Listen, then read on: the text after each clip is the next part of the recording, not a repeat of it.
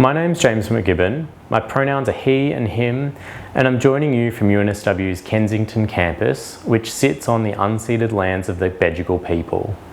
I'm a researcher at UNSW's Centre for Social Research and Health, where I lead the Monkeypox Survey.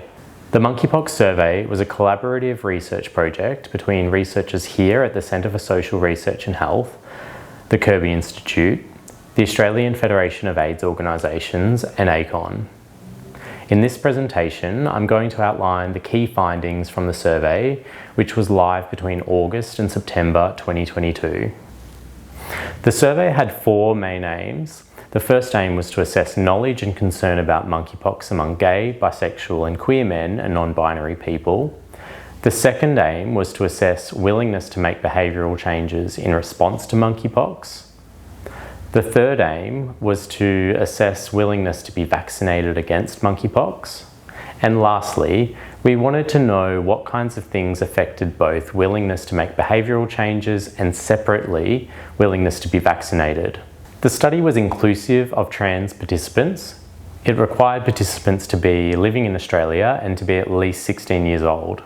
Of course, the broader aim has been to inform the response to monkeypox in Australia.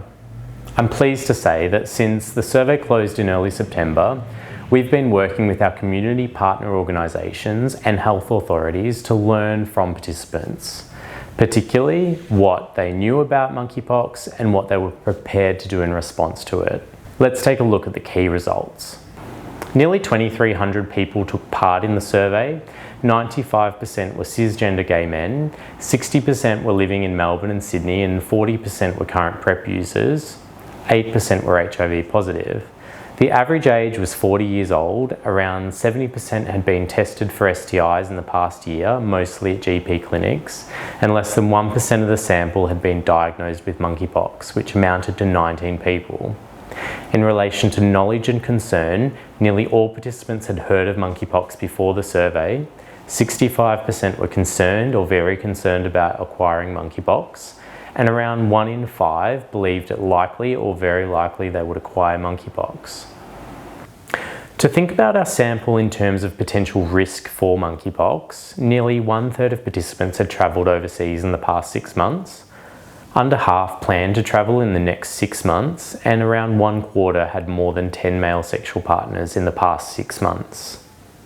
Next, we asked all participants who had not been diagnosed with monkeypox to identify if any of the following items could be symptoms and transmission routes of monkeypox. First, in relation to symptoms, over 90% of participants identified skin lesions as potential symptoms of monkeypox. So promisingly, we found the highest recognition of symptoms that clinically we would expect to be the most common. And in turn, we noticed lower recognition of symptoms that are less commonly associated with monkeypox. In terms of transmission routes, most people identified prolonged and brief skin-to-skin contact and kissing as potential ways to acquire monkeypox. And lastly, we note that people who are more sexually active were more likely to recognise potential symptoms of monkeypox and also potential transmission routes. Next, we asked participants what they should do if they identify possible monkeypox symptoms. And in response, nearly all participants said they would call their GP clinic, sexual health service line or info line, which is great. In fact, all of these options are encouraged if you suspect you might have monkeypox symptoms. Isolate from others, avoid contaminating surfaces, cover skin lesions where possible, and wear a face mask when seeking medical care. In relation to the next item, endorsed by less than 1 in 5 participants, we ask that you don't go to a clinic without calling ahead first. To keep this presentation shorter, I won't be commenting on each item listed here, but I have 2 key observations on participants' willingness to make behavioural changes. First, participants were generally more willing to make changes to their sexual practices, the most common of which were reducing attendance at or avoiding sex on premises venues and also sex parties. This was followed by having fewer sex partners.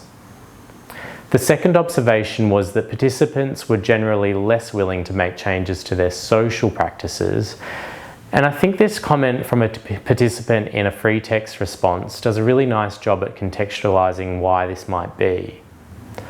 They wrote, "I literally don't want to have to deal with another pandemic like COVID. I've already lost 2+ years of my life."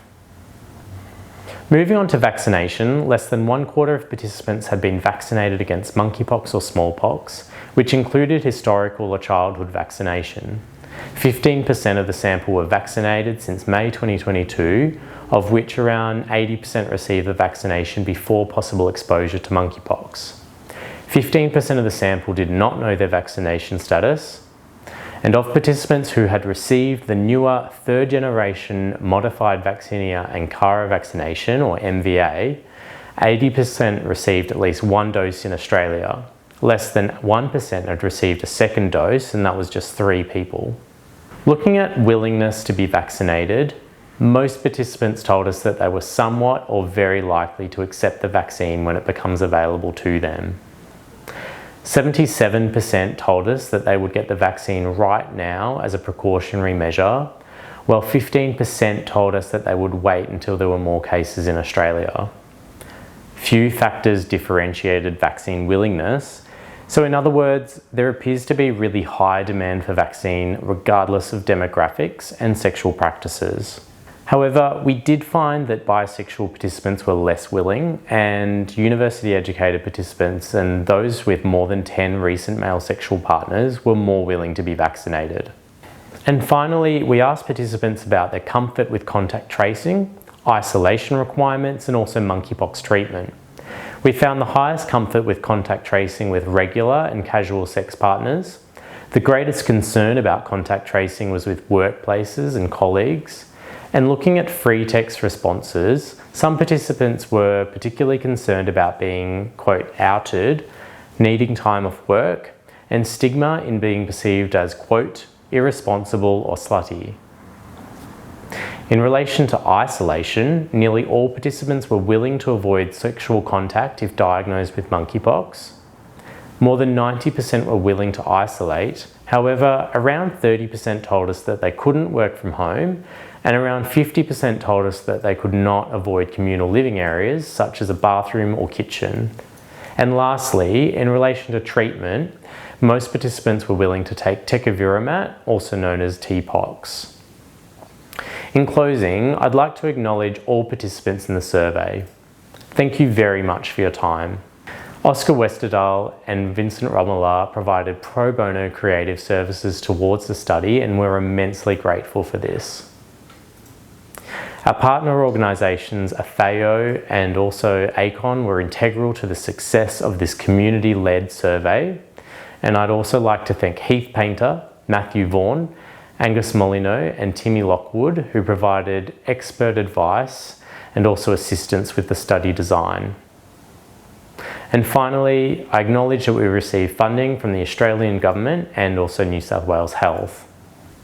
Our project team included researchers from the Centre for Social Research in Health and the Kirby Institute. You can contact me directly by email if you have any questions about the survey. This QR code leads to my UNSW researcher profile with my contact details.